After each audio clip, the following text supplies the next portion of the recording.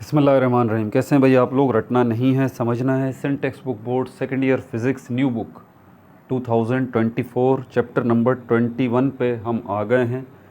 Physics of solids, इसका part जो है वो 3 हम करने जा रहे हैं। कॉपी पेंसिल ले लीजिए, लेक्चर को नोट करना है और मुस्कुराते रहना है। पार्ट 3, इसके अंदर हम जो है वो शेयर मॉड्यूलस इसको डिस्कस करेंगे और बल्क मॉड्यूलस इसको डिस्कस करेंगे। ये 2 टॉपिक्स जो है वो हम डिस्कस करेंगे। पिछली वीडियो अगर नहीं देखी है तो ऊपर देखिए, आपको लिंक शो हो जाएगा। और अगर अगला पार्ट आपको देखना हो तो वीडियो के लास्ट में इसी स्क्रीन पे आपको अगला पार्ट जो है वो मिल जाएगा। लेकिन वही बात कि प्लेलिस्ट में जाए बगैर आपका मसला हल नहीं होगा, तो एड्रेस समझा देता हूँ। ये न्यू आने वालों के लिए है।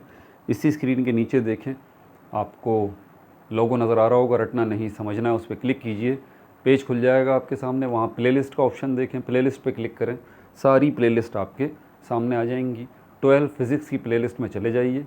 चैप्टर नंबर 15, 16, 17, 18, 19, 20 और ये 21 अब तक की सारी वीडियोस, सारे लेक्चर्स वहाँ पर मौजूद हैं। आपको वीडियो पे क्लिक करने की ज़रूरत नहीं है, आप सिर्फ थंबनेल ही देखेंगे तो थंबनेल के ऊपर ही वाज़े चैप्टर का नाम भी लिखा हुआ है और उसका पार्ट भी लिखा हुआ है। ठीक है भाई।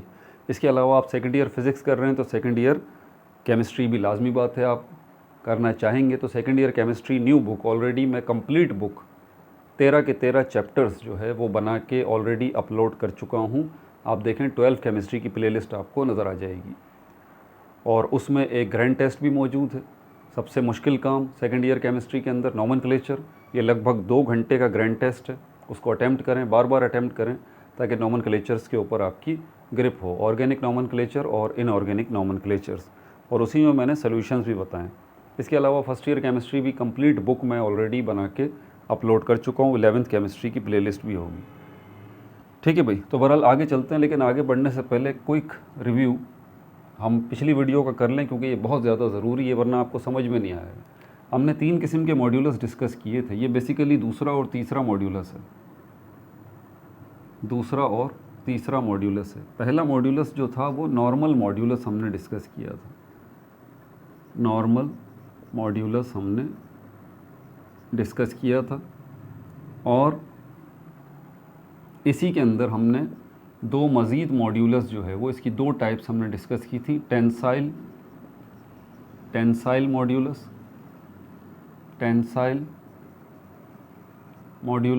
और कंप्रेसिव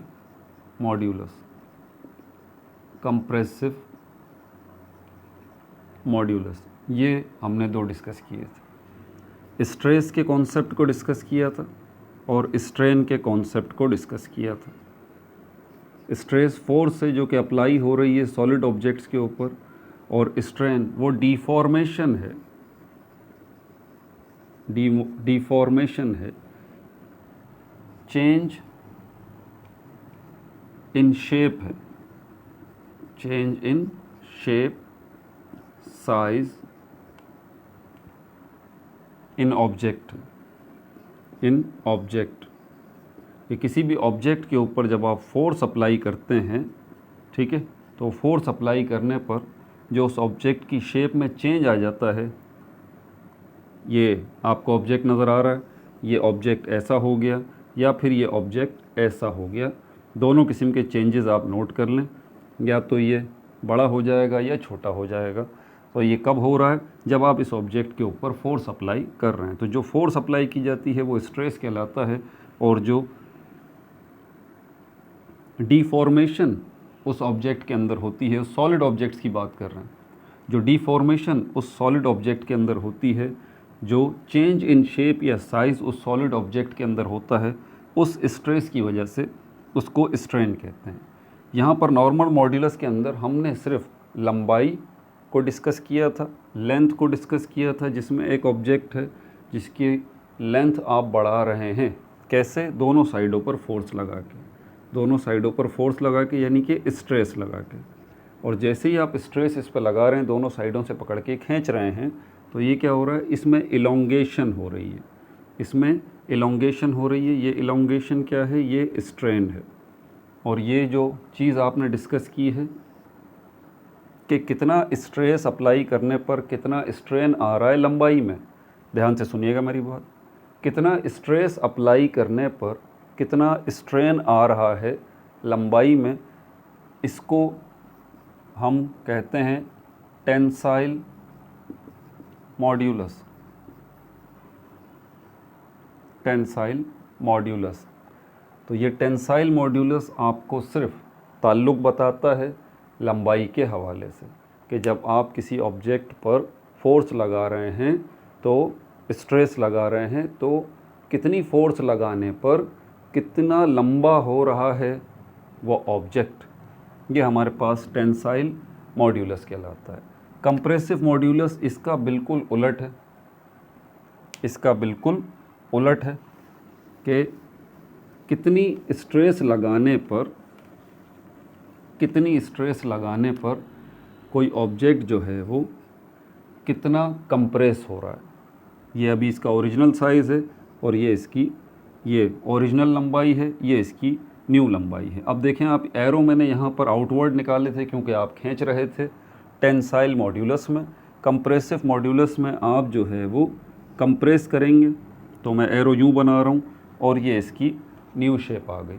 तो दोनों केसेस के अंदर आप देखें, आप स्ट्रेस लगा रहे हैं यानी कि कंप्रेस कर रहे हैं, उसके नतीजे में ये ऑब्जेक्ट जो है वो डिफॉर्म हो रहा है, ठीक है, तो मतलब स्ट्रेन प्रोड्यूस हो रहा है उसके अंदर। ये हमारे पास क्या है, ये हमारे पास कंप्रेसिव मॉड्यूलस है, कंप्रेसिव मॉड्यूलस। मॉड्यूलस बेसिकली ख़ुद क्या होता है, मॉड्यूलस बेसिकली ख़ुद क्या होता है, मॉड्यूलस कोफिशिएंट होता है, या फिर हम इसको रेशो कहते हैं, या फिर ये नंबर है। तीन नाम मैंने इसके सामने, आपके सामने रख दिए। तो ये मॉड्यूलस जो है, ये रेशो जो है, या ये नंबर जो है, ये 2 भी हो सकता है, ये 10 भी हो सकता है। तो आपने जो मॉड्यूलस निकाला, भले आपने टेंसाइल मॉड्यूलस निकाला या कंप्रेसिव मॉड्यूलस निकाला, या इन दोनों को हम बोलते हैं आपने नॉर्मल मॉड्यूलस निकाला, तो इन द लास्ट आपके पास आएगा क्या, आपके पास कोई नंबर आएगा, कोई नंबर आएगा, ठीक है। इसी नंबर को हम कोफिशिएंट कहते हैं, इसी नंबर को हम रेशो कहते हैं, इसको हम आम ज़बान में नंबर कहते हैं। सवाल ये पैदा होता है कि ये नंबर आपको बता क्या रहा है, ये नंबर आपको, जिसको हम मॉड्यूलस कह रहे हैं, कोफिशिएंट कह रहे हैं, रेशो कह रहे हैं, ये आपको रिलेशन बता रहा है। ये बड़ा कोर कॉन्सेप्ट है, इसको समझ लीजिए। तो ये मॉड्यूलस या कोफिशिएंट या रेशो या ये नंबर आपको क्या बता रहा है, ये रिलेशन बता रहा है। किसके दरमियान रिलेशन बता रहा है, स्ट्रेस के दरमियान और स्ट्रेन के दरमियान। क्या रिलेशन बता रहा है कि कितना स्ट्रेस अप्लाई करने पर कितना स्ट्रेन आ रहा है। क्या रिलेशन बता रहा है, कितना स्ट्रेस अप्लाई करने पर कितना स्ट्रेन आ रहा है। आपको पता है कि रेशो जो है ये हम किस तरह लिखते हैं, ये 2/6 कर लें आप, मिसाल के तौर पे 2/6 कर लें आप, तो ये रेशोज़ इसी तरह लिखे जाते हैं ना। तो ये दो नंबर जो आपको नज़र आ रहे हैं, इनमें से एक नंबर आपको बता रहा है स्ट्रेस का और दूसरा नंबर आपको बता रहा है स्ट्रेन का। देखें दोनों नंबर आपके सामने आ गए हैं। आप जब रिलेशन को स्टडी करना चाहते हैं, ताल्लुक़ को स्टडी करना चाहते हैं दो चीज़ों के, तो वो दो चीज़ें आपके सामने भी तो होनी चाहिए। तो यहाँ पर मॉड्यूलस या कोफिशिएंट या रेशो या ये नंबर आपके सामने दोनों चीज़ें ले आता है। क्या, स्ट्रेस भी और स्ट्रेन भी। आप आसानी से इसका तकाबुली जायज़ा ले सकते हैं, इसकी कंपैरेटिव स्टडी कर सकते हैं, ठीक है, कि कितने स्ट्रेस के ऊपर कितना स्ट्रेन जो है वो प्रोड्यूस हो रहा है। आसान लफ्ज़ों में इन दो नंबर्स में से एक नंबर छोटा है और एक बड़ा है, तो आप आसानी से आसान लफ्ज़ों में इसको कैलकुलेट कर सकते हैं कि स्ट्रेस थोड़ी ही फोर्स आपने अप्लाई की है जिसके नतीजे में बहुत बड़ा जो है वो स्ट्रेन आ गया है। न्यूमेरिकल वैल्यूज़ अभी मेरे पास नहीं है, ठीक है, वरना वो रख के मैं आपको समझाता, वो हम न्यूमेरिकल्स में देखेंगे, प्रॉब्लम्स में देखेंगे जब उनको करेंगे। अभी तो सिर्फ आप एक वैसे ही एक ओवरव्यू ले लीजिए, एक कॉन्सेप्ट ले लीजिए। तो तीन चीज़ें आपके सामने आ जाती हैं। एक आपके सामने स्ट्रेस आ जाता है, दूसरा आपके सामने स्ट्रेन आ जाता है, तीसरा आपके सामने मॉड्यूलस आ जाता है। याद रहे कि ये जो भी हमने पिछली वीडियो में डिस्कस किया है नॉर्मल मॉड्यूलस में, टेंसाइल मॉड्यूलस और कंप्रेसिव मॉड्यूलस, ये एक ही डायमेंशन में हैं, ठीक है, एक ही डायमेंशन में है। आप गौर करें तो टेंसाइल मॉड्यूलस के अंदर भी हम लेंथ की बात कर रहे हैं, लेकिन लेंथ के बढ़ने की बात कर रहे हैं, और कंप्रेसिव मॉड्यूलस के अंदर भी हम लेंथ की ही बात कर रहे हैं, लेकिन लेंथ के घटने की बात कर रहे हैं, बात लेंथ की ही कर रहे हैं। समझ में आ रही है बात आपको? तो ये 1D का कॉन्सेप्ट है सारा का सारा, ये पिछली वीडियो में हमने डिस्कस किया था। अब नॉर्मल मॉड्यूलस में जब टेंसाइल मॉड्यूलस है तो एग्जैक्टली टेंसाइल स्ट्रेस भी होगा और टेंसाइल स्ट्रेन भी होगा, और नॉर्मल मॉड्यूलस में जब कंप्रेसिव मॉड्यूलस है तो कंप्रेसिव स्ट्रेस भी होगा और कंप्रेसिव स्ट्रेन भी होगा। तीन चीज़ें हैं ना भैया, समझ में आ रही है बात आपको? अब आगे चलते हैं। तो ये तो 1 डायमेंशनली बात की थी हमने, ठीक है। अब जो बात हम करने जा रहे हैं वो 2 डायमेंशनली बात करने जा रहे हैं, 2 डायमेंशनली, जिसको हम कहते हैं शियर मॉड्यूलस। और 3 डायमेंशनली जब हम बात करेंगे, 2 डायमेंशनली देखें सिर्फ लेंथ आई थी। अगर शियर मॉड्यूलस की बात करते हैं ना दूसरे नंबर पे, अब जो हमारी वीडियो का टॉपिक है शियर मॉड्यूलस, तो हम 2D की बात कर रहे हैं, 2D। लेकिन ज़रा इसमें थोड़ा सा टेक्निकल इशू है, उसको ज़रा समझिएगा। 2D या 2 डायमेंशनल जो है किसी भी ऑब्जेक्ट की क्या होती है, लंबाई ज़रब चौड़ाई, लेंथ और ब्रेड्थ होती है। अगर आप सरफेसेस पर गौर करें, सरफेस जो होती है, किसी भी ऑब्जेक्ट की सरफेस होती है, वो क्या होता है सरफेस, जिसको हम सतह कहते हैं। मैक्सिमम एक्सपोज्ड एरिया, ज़्यादा से ज़्यादा ज़ाहिर एरिया जो होता है किसी भी चीज़ का, वो सरफेस कहलाता है, या सतह उसको हम उर्दू में कहते हैं। जैसे इस बोर्ड को ही ले लीजिए, आपके ख़्याल में मैक्सिमम एक्सपोज्ड एरिया, ज़्यादा से ज़्यादा जो ज़ाहिर हुआ एरिया है इस बोर्ड का आपके सामने कौन सा है? ये वाला नहीं है, ऊपर वाला, ये वाला नहीं है, नीचे वाला, ये वाला भी नहीं है, बल्कि ये है आपके सामने। समझ में आ रही है बात? तो आप इसको कहेंगे सरफेस। और सरफेस पे अगर आप गौर करें तो क्या इस बोर्ड की लंबाई नहीं है? सरफेस की बात कर रहा हूँ सिर्फ, इस बोर्ड की सरफेस की लंबाई नहीं है? लंबाई भी है। क्या चौड़ाई नहीं है? चौड़ाई भी है। तो साबित हुआ कि सरफेस की जब हम बात करते हैं तो हम 2D की बात करते हैं, यानी कि लेंथ और ब्रेड्थ की एट द सेम टाइम बात करते हैं। यहाँ जब शियर मॉड्यूलस है जिसमें हम 2D बात कर रहे हैं तो लेंथ और ब्रेड्थ की बात कर रहे हैं। 1D की बात हम पिछली वीडियो में नॉर्मल मॉड्यूलस में कर चुके हैं, ये 2D की बात है। अगर शियर मॉड्यूलस है तो एग्जैक्टली यहाँ पर जो है वो शियर स्ट्रेस भी होगा, यानी कि वो फोर्स, और शियर स्ट्रेन भी होगा, शियर स्ट्रेन भी होगा, यानी कि change in shape, change in shape. तो अब समझ जाइए कि ये जो फोर्स अप्लाई हो रही है ये किस पे हो रही है? सरफेस पे हो रही है, एरिया पे हो रही है। समझ में आ रही है बात आपको? अच्छा, एरिया का कॉन्सेप्ट हमने पिछली वीडियो में भी लिया था। अब आपके जहन में ये बात आ रही होगी कि सर एरिया तो हमने पिछली वीडियो में भी लिया था, उसमें भी हमने बात की थी, एरिया की ही बात की थी, इसमें भी हम एरिया की ही बात कर रहे हैं। पिछली वीडियो में तो हमने 1 डायमेंशन की अगर बात करें तो एरिया तो 1 डायमेंशन होता ही नहीं है। एरिया वर्ड का मतलब ही ये होता है कि लेंथ मल्टीप्लाई बाय ब्रेड्थ, यानी कि 2D। तो फिर बिल्कुल सही कहा आपने। लेकिन जो नॉर्मल मॉड्यूलस है जिसको हमने पिछली वीडियो में डिस्कस किया, हमने 1D की बात की, ठीक है। हमने जो है वो सिर्फ लेंथ की बात की, लेंथ के बड़े होने की यानी कि टेंसाइल, और छोटे होने की यानी कि कंप्रेस की बात की। उसमें हमने दूसरा फैक्टर जो है उसको हमने इग्नोर किया है जानबूझ के। दूसरा फैक्टर कौन सा है? ब्रेड्थ। मिसाल के तौर पर एक पतली सी वायर ले लें आप, पतली सी वायर ले लें। ये वायर जो है, अच्छा ब्रॉड कॉन्सेप्ट ज़रा जहन में रखिएगा, ये पिछली वीडियो में भी बात बताई थी। पतली सी वायर हो, या मैं हूँ या आप हैं, या ये मार्कर है, या ये डस्टर है, या ये बोर्ड है, या माउंट एवरेस्ट है, या समंदर है, या पार्टिकल्स की दुनिया में चलते हैं, एटम है या मॉलिक्यूल है या आयन है, इलेक्ट्रॉन, प्रोटॉन, न्यूट्रॉन, कुछ भी है, हर वजूद बेसिकली 3D है। 3D, ये बात जहन में रखिएगा, यानी कि हर वजूद जो है वो लंबाई, चौड़ाई और ऊंचाई इसमें बिखरा हुआ है, इसमें बिखरा हुआ है हर वजूद, एवरी एंटिटी, हर वजूद। अगर इस मार्कर की बात करेंगे तो इस मार्कर की भी देखें, लंबाई भी है, चौड़ाई भी है और ऊंचाई भी है, आपकी भी है, मेरी भी है, एयर के मॉलिक्यूल की भी है, इलेक्ट्रॉन की भी है, प्रोटॉन की भी है। तो अगर आप वायर की बात करेंगे तो फिर ये वायर भी तो असल में 3D हुआ ना, ये भी 3D हुआ, और ये 3D है तो मतलब इसकी लेंथ भी है, ब्रेड्थ भी है और हाइट भी है, लेकिन हम उनको इग्नोर कर रहे हैं। मैं पहले ये बात कर रहा हूँ, उनको हम इग्नोर कर रहे हैं इसके अंदर। हम सिर्फ एक डायमेंशन को ले रहे हैं, लेंथ, और लेंथ हम उसके साथ ब्रेड्थ भी मौजूद है, लाजमी बात है, ब्रेड्थ भी मौजूद है। इसकी वजह क्या है?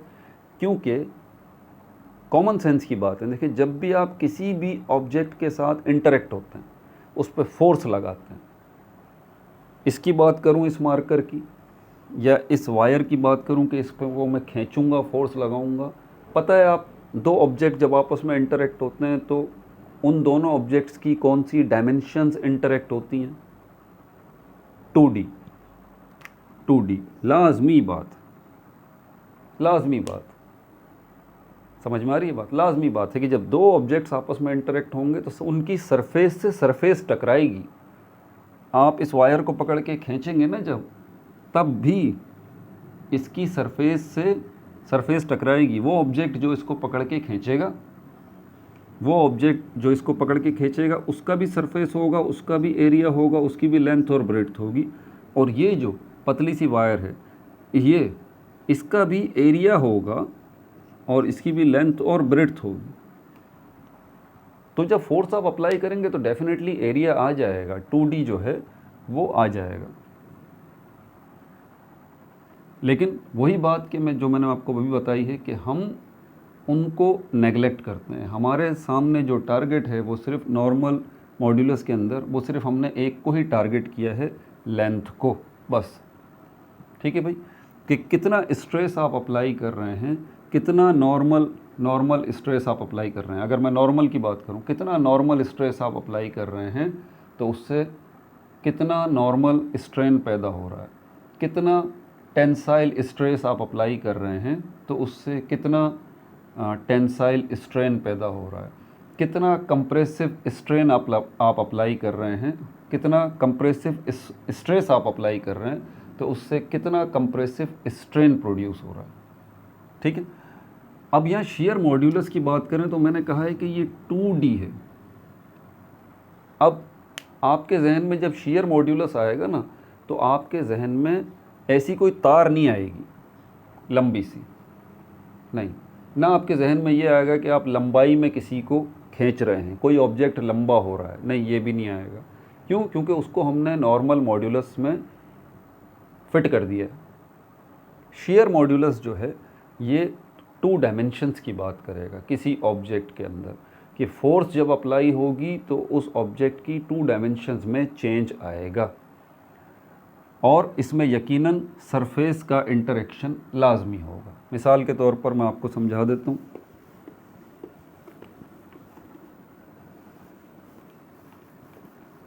जैसे कि आपकी बुक के अंदर भी दिया हुआ है, ये एक ऑब्जेक्ट है, ठीक है, और ये ऑब्जेक्ट ऐसे सरफेस के ऊपर, ज़मीन है या कुछ भी है, इसके ऊपर ये ऑब्जेक्ट रखा हुआ है।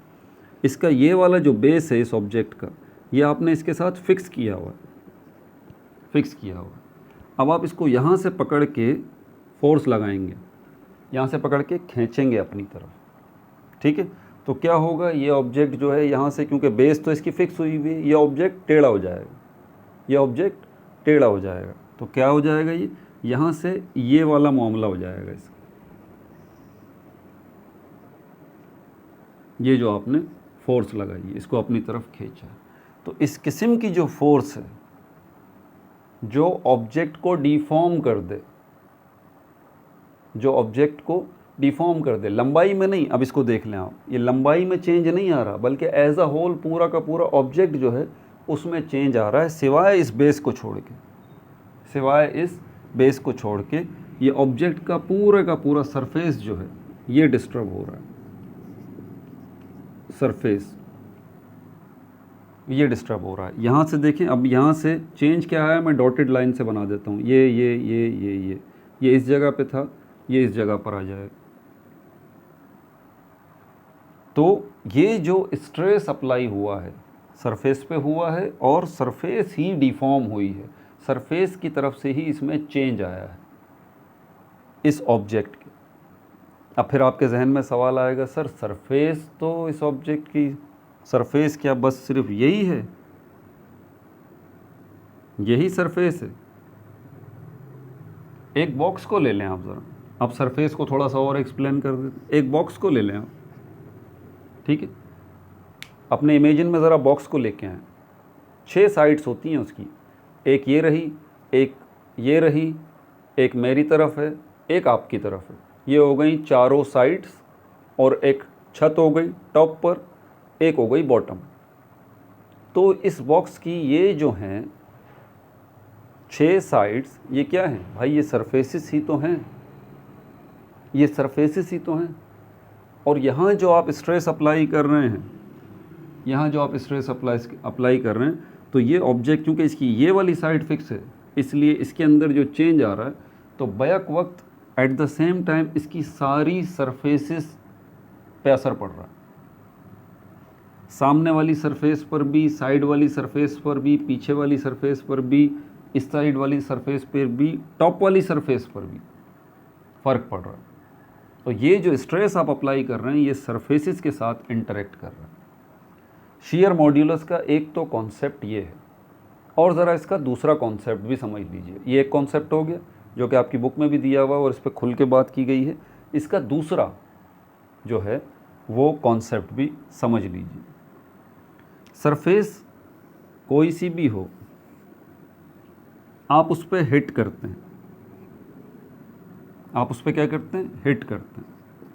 शियर का लफ्ज़ी मतलब अगर आप डिक्शनरी में देखेंगे ना, शियर का लफ्ज़ी मतलब ही ब्रेक होता है, टूटना, break on hitting, break on hitting, ये शियर का मतलब होता है कि जब हम किसी ऑब्जेक्ट को हिट कर रहे होते हैं तो उससे वो ऑब्जेक्ट टूट जाती है, इसको हम कहते हैं शियर। ये दूसरा कॉन्सेप्ट है कि अब आप जब इस पे हिट करेंगे तो क्या होगा? ये ऑब्जेक्ट टूट जाएगा। तो ये ऑब्जेक्ट जब टूट जाएगा तो क्या इस ऑब्जेक्ट के अंदर डिफॉर्मेशन नहीं हुई? क्या ये ऑब्जेक्ट डिफॉर्म नहीं हुआ? क्या इस ऑब्जेक्ट की शेप में चेंज नहीं आया? क्या आपने फोर्स अप्लाई नहीं की, जिसको स्ट्रेस कहते हैं? और आपने जो फोर्स अप्लाई की है, क्या इस ऑब्जेक्ट की सरफेस पर उसने एक्ट नहीं किया? देखें, सारे मामलात हो रहे हैं। ये जो फोर्स एक्ट कर रही है इस ऑब्जेक्ट की सरफेस के ऊपर, इससे दो मामलात हो सकते हैं, ठीक है? डिफॉर्म, इसकी शक्ल बदल सकती है। क्या? किस शक्ल में? कि ये अभी जो ऐसी नज़र आ रही है ये ऐसी भी हो सकती है, यूं, ऐसा भी हो सकता है ना। दूसरा केस ये है कि ये टूट भी सकती है, दूसरा केस ये है कि ये टूट भी सकती है। लेकिन हम जो बात करते हैं मॉड्यूलस के कॉन्सेप्ट को लेके, उसमें हम टूटने के लेवल पर नहीं जाते, हम टूटने से पहले पहले के लेवल पर ही रहते हैं। हम सिर्फ डिफॉर्म की बात करते हैं, सिर्फ चेंज की बात करते हैं, ब्रेक की बात नहीं करते। लेकिन यहाँ पर ये शेयरिंग का कॉन्सेप्ट क्योंकि ब्रेकिंग की तरफ ले जाता है, इसीलिए इसका नाम शियर रखा गया। समझ में आ रही है बात? तो ये दो मामलात हैं, इसीलिए इसको कहा गया है शियर मॉड्यूलस। बहरहाल अब अगर इसको कुल मिला के बात करूँ तो यहाँ पर हम 2D की बात कर रहे हैं, सरफेसिस की बात कर रहे हैं। शियर मॉड्यूलस की अगर हम बात कर रहे हैं तो शियर स्ट्रेन भी होगा, शियर स्ट्रेस भी होगा, और शियर स्ट्रेन भी होगा डेफिनेटली।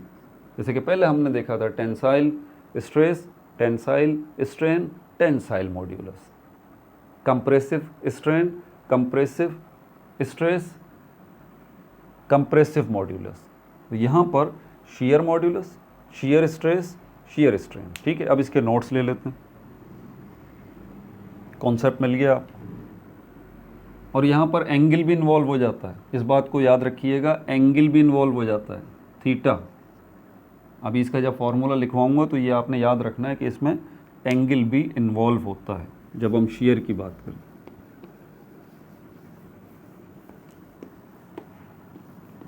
तो शियर मॉड्यूलस क्या है भाई, नोट कर लें अब ज़रा।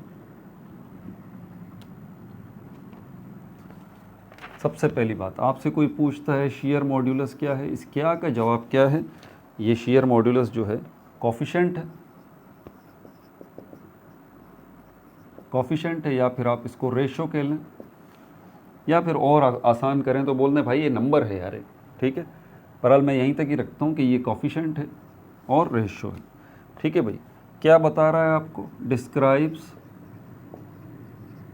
क्या बता रहा है आपको, ये रिलेशन बता रहा है। किसके दरमियान रिलेशन बता रहा है? Relation between shear, relation between shear stress and shear strain, relation between, ठीक है भाई। शियर मॉड्यूलस आपसे पूछा जाता है क्या है, आप बताएं ये कोफिशिएंट है, रेशो है, या ये नंबर है। क्या बता रहा है ये आपको, क्या बता रहा है आपको? रिलेशन बता रहा है between shear stress and shear strain. फिर अगला सवाल, शियर स्ट्रेस क्या है? फोर्स है। शियर स्ट्रेस क्या है? Force applied, force applied on solid object, solid object. याद रहे कि हम सिर्फ सॉलिड्स की बात कर रहे हैं इसके अंदर, लिक्विड्स की बात नहीं कर रहे, फोर्सेस की गैसेस की बात नहीं कर रहे। Force applied on solid object perpendicularly, दो केसेस बताए थे ना, परपेंडिकुलरली और टेंजेंशियली।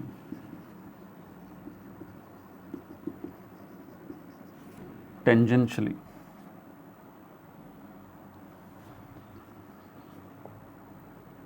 पर यूनिट एरिया, पर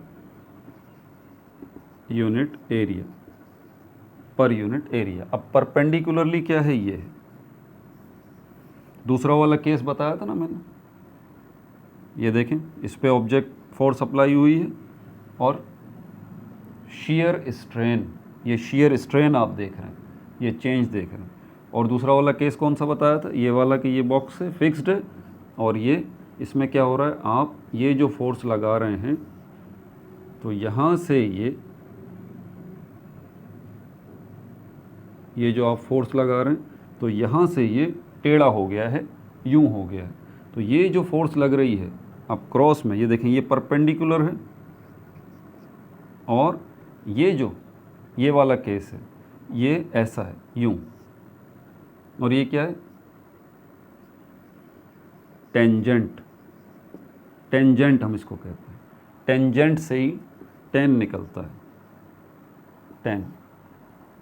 तो परपेंडिकुलरली, आसान लफ्ज़ों में, जो बिल्कुल वर्टिकली लग रही है फोर्स, ठीक है, ये वाला केस भी है, और टेंजेंशियली जो टेढ़ी होके लग रही है, ठीक है, आसान लफ्ज़ों में।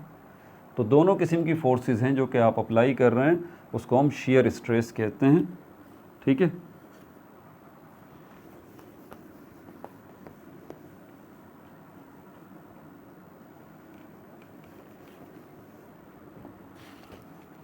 अच्छा, शियर स्ट्रेन की अगर बात करें, शियर स्ट्रेन की अगर बात करें, क्या है भाई? Deformation in solid, deformation in solids on applied shear stress, on applied shear stress, ठीक है भाई। शियर मॉड्यूलस का सिंबल क्या है? इसको हम एस से भी रिप्रेजेंट करते हैं और जी से भी करते हैं, जी से भी, जी और एस, इन दोनों सिंबल्स से हम शियर मॉड्यूलस को रिप्रेजेंट करते हैं, ठीक है भाई। पर्पस क्या है इसका, मकसद क्या है, कोई मकसद भी तो होगा ना। ये शियर मॉड्यूलस जो आप मेजर कर रहे हैं, शियर स्ट्रेस शियर स्ट्रेन, इसका कोई मकसद भी तो होगा, बिल्कुल है। इससे चीज़ों की सख्ती का पता लगता है, चीज़ें कितनी रिजिड हैं, कितनी सख्त हैं। फैक्ट्रीज़ के अंदर, इंडस्ट्रीज़ के अंदर जो भी प्रोडक्ट बनती है ना, उसकी ताकत का भी अंदाज़ा लगाया जाता है कि आया भाई ये कितना ताकत बर्दाश्त कर सकती है, कि अगर कोई दूसरा ऑब्जेक्ट हमारी इस प्रोडक्ट को हिट करे तो इसके अंदर कितनी क़ुव्वत बर्दाश्त है, कितनी देर में ये टूट फूट जाएगी, कितनी फोर्स लगेगी तो ये टूट फूट जाएगी। तो पर्पस या मकसद इसका क्या है, measure the rigidity, measure the rigidity, measure the rigidity मतलब सख्ती of material, of material. Material से मतलब यहाँ पर सॉलिड ऑब्जेक्ट है, ये बात याद रखिए। ठीक है भाई, आगे चलें आप।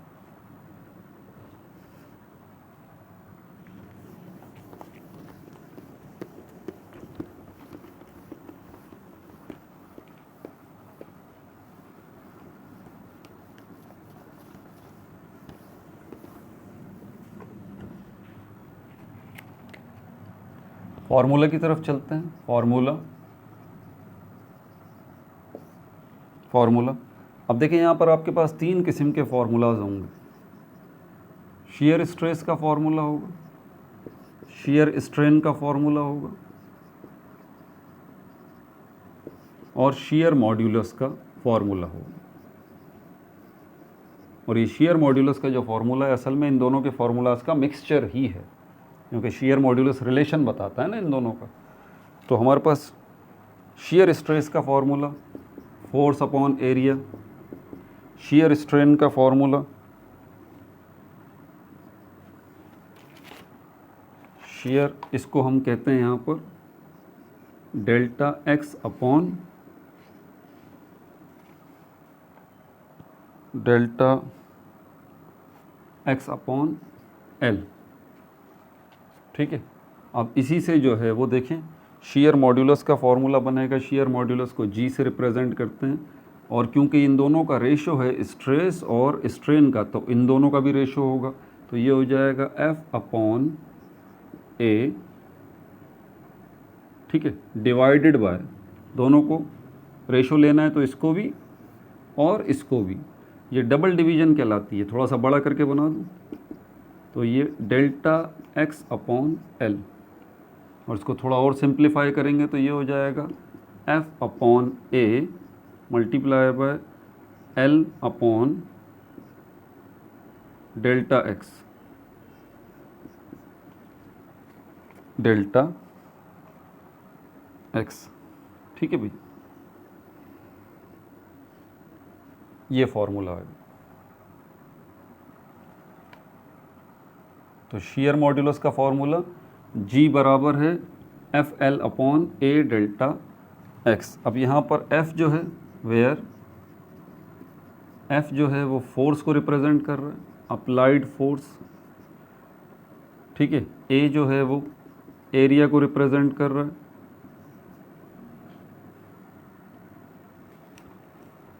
और L जो है वो original length of surface, original length of surface, और XL जो है, डेल्टा X जो है, ये रिप्रेजेंट कर रहा है change in shape, change in shape. ठीक है भाई, एक ख़ास बात मैंने आपको बताई थी, जब ये प्रॉब्लम्स करेंगे तो ये आएगी, इसीलिए पहले ज़रा सुन लीजिए। मैंने थीटा का बताया था कि एंगल भी बन रहा है, टेंजेंशियली भी तो है ना भाई। अगर परपेंडिकुलरली हो तो फिर तो थीटा की टेंशन कोई नहीं। अगर ऐसे मामला हो, इस किस्म का शेयर हो, तब तो कोई परेशानी की बात नहीं। लेकिन अगर इस किस्म का शेयर हो तो फिर क्या होगा, एंगल बन जाएगा, थीटा इन्वॉल्व हो जाएगा, और ये टेंजेंशनली है, इसलिए जो चेंज आएगा, ये चेंज, इसमें आपको थोड़ी सी तब्दीली करनी पड़ेगी। इसको ज़रा नोट कर लें। ये आपका डेल्टा एक्स जो है ये tan थीटा के बराबर हो जाएगा, tan थीटा। और इसी मुनासबत से फिर ये डेल्टा एक्स अपॉन एल जो है ये tan थीटा अपॉन एल के बराबर हो जाएगा। इसको नोट कर लें अलग से इसको नोट कर लें। ठीक है भाई, आगे चलें। ये हो गया हमारे पास shear मॉड्यूलस। अब बल्क मॉड्यूलस की तरफ चलते हैं।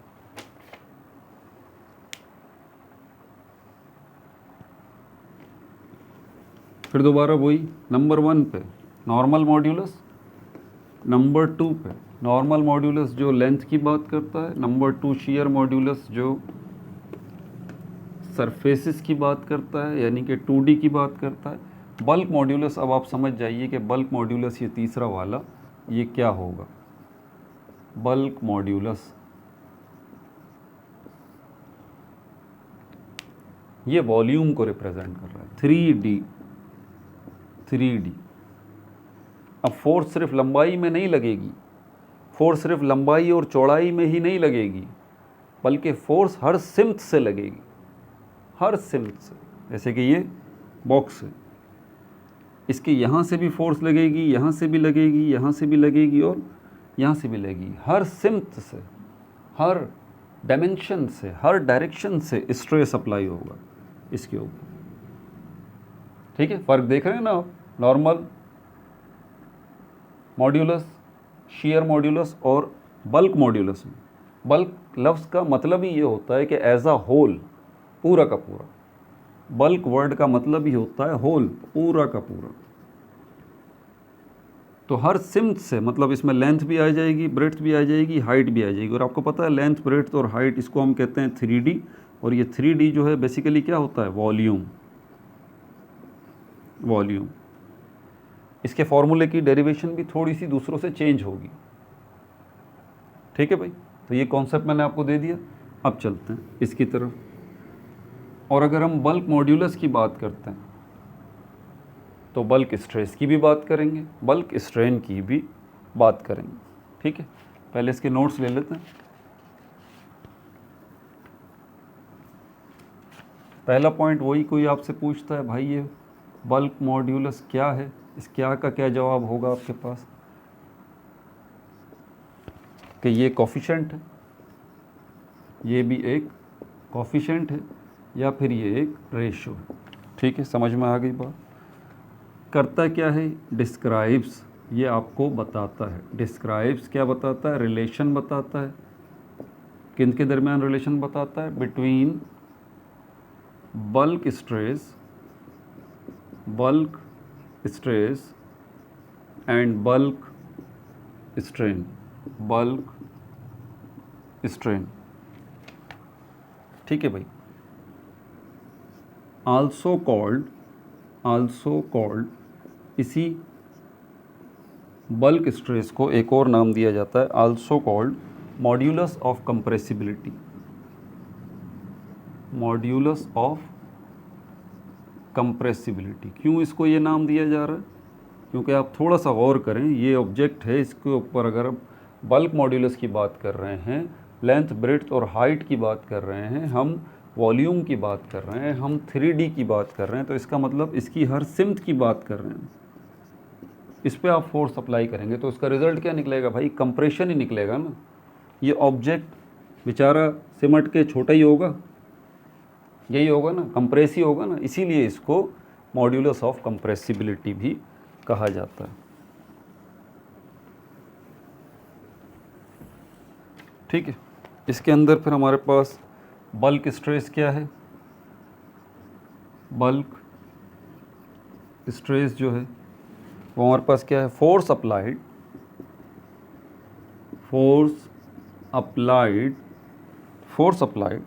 ऑन सॉलिड्स यूनिफॉर्मली मतलब एक ही शक्ल की, यूनिफॉर्मली मतलब एक ही शक्ल की, ऑन ऑल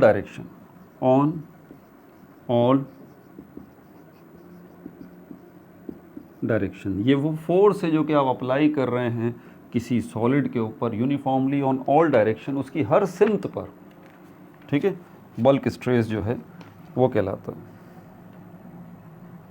बल्क स्ट्रेन,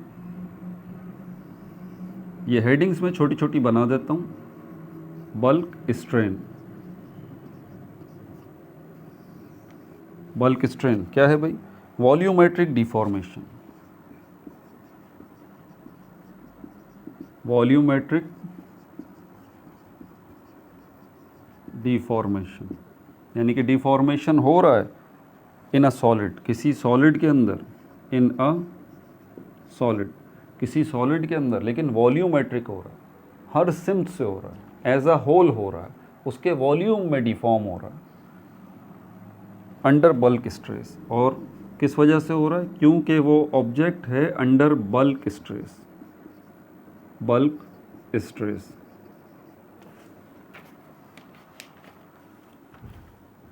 ठीक है भाई, ये भी हो गया। सिंबल जो है इसका,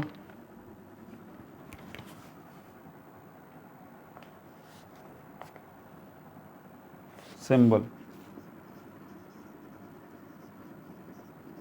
सिंबल जो है इसका, इसको हम बी से रिप्रेजेंट करते हैं। आपकी बुक के अंदर के लिखा हुआ है, यहाँ मैं बी लिखवा रहा हूँ, अभी के की तरफ भी आते हैं, टेंशन नहीं लें। अभी तो आप इसका बल्क मॉड्यूलस का सिंबल जो है वो बी लिखिए।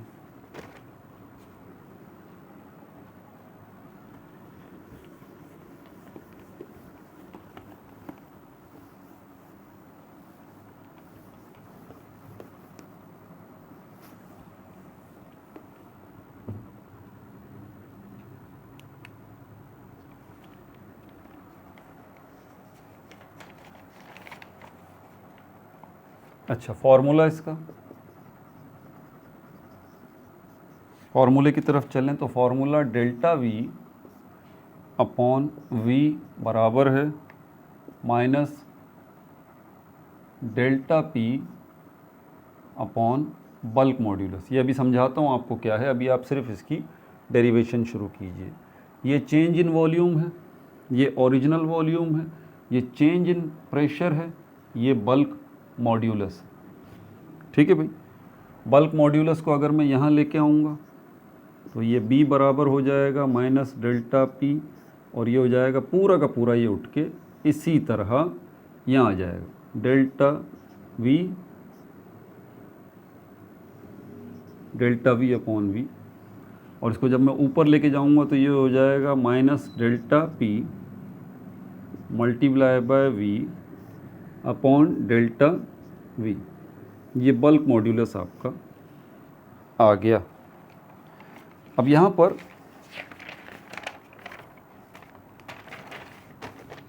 कंप्रेसिबिलिटी ज़रा समझ लीजिए, उसके बाद इस फॉर्मूले में चेंज आएगा कि ये कंप्रेसिबिलिटी होता क्या है।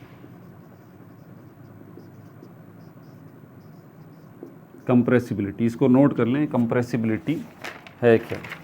कंप्रेसिबिलिटी जो है reciprocal of bulk modulus, reciprocal of bulk modulus, bulk modulus का रेसिप्रोकल होता है ये, यानी कि उल्टा होता है। ठीक है, और इसको हम किससे रिप्रेजेंट करते हैं? डिनोटेड बाय के। समझ में आया? आपकी बुक में जो के लिखा हुआ है डिनोटेड बाय के, ये के जो असल में है ये बल्क मॉड्यूलस का इन्वर्स होता है, डिनोटेड बाय के। तो ये रहा bulk modulus. Now bulk modulus ये रहा, इसका इन्वर्स क्या होगा? 1 अपॉन बी, और रेसिप्रोकल बल्क मॉड्यूलस का रेसिप्रोकल ही तो कंप्रेसिबिलिटी कहलाता है, जिसको हम के से रिप्रेजेंट करते हैं। ऐसी बात। तो अगर मैं रेसिप्रोकल इसका निकालना चाहता हूँ, मतलब उलट देखना चाहता हूँ, या बी की जगह पर मैं के को लेके आना चाहता हूँ, ज़रा ध्यान से सुनिएगा, बी की जगह पे मैं के को लेके आना चाहता हूँ, तो इस पूरे के पूरे को अगर मैं इन्वर्स करूँ तो क्या होगा? ये देखें, इसको 1 अपॉन बी ये हो जाएगा, और ये डेल्टा वी ऊपर आ जाएगा, और डेल्टा पी इंटू वी नीचे आ जाएगा। माइनस का साइन उसी तरह रहेगा, डेल्टा पी इंटू वी। ठीक है भाई, और बता चुका हूँ कि जो बल्क मॉड्यूलस का इन्वर्स है वो के बराबर है, तो ये के बराबर हो जाएगा, के बराबर minus delta v upon delta p into v. तो अगर बी के बराबर होगा तो minus p into v upon delta v, और अगर के बराबर होगा तो minus delta v upon delta p into v के बराबर होगा। ठीक है भाई, तो ये लेक्चर आपका तमाम हुआ। अगला जो है वो एक ग्राफ है, अगला टॉपिक जो है पहले ही बता दूं वो ग्राफ है, उसको हम डिस्कस करेंगे, जिसके अंदर हम मुख्तलफ़ मॉड्यूलस जो हैं उसको डिस्कस करेंगे। प्लास्टिक है और दूसरे ऑब्जेक्ट्स हैं, मुख्तलिफ सॉलिड्स हैं, उनका एक ग्राफ बनाएंगे, उसको चेक करेंगे। आपके एकेडमीज़ में, कोचिंग्स में, कॉलेजेस में टीचर्स, प्रोफेसर्स, असिस्टेंट प्रोफेसर्स वगैरह अगर इस टॉपिक को करवा रहे हो ना, तो हो सकता है वो किसी दूसरे तरीके से इसको करवाएं। ठीक है, ये बात जहन में रखिएगा, लेकिन घूम फिर के बात वही होगी जो मैंने आपको समझाई है। इंशाल्लाह घूम फिर के बात वही होगी, तो इससे आप परेशान मत होइएगा। ये लेक्चर आपने सुन लिया, अब जाके अपने टीचर्स, प्रोफेसर्स वगैरह जो भी हैं, ठीक है, या दूसरे यूट्यूबर्स हैं, अगर आप उनको भी सुनते हैं तो बिल्कुल सुनिए, ये तो अच्छी बात है, सुनना चाहिए आपको, ये तो बहुत अच्छी बात है। तो ये बुनियादी कॉन्सेप्ट अपने जहन में रखें, तो 19-20 करके आपसे वो बात यही करेंगे। ठीक है भाई, अपना बहुत ज़्यादा ख्याल रखिएगा। No like no subscribe, only share.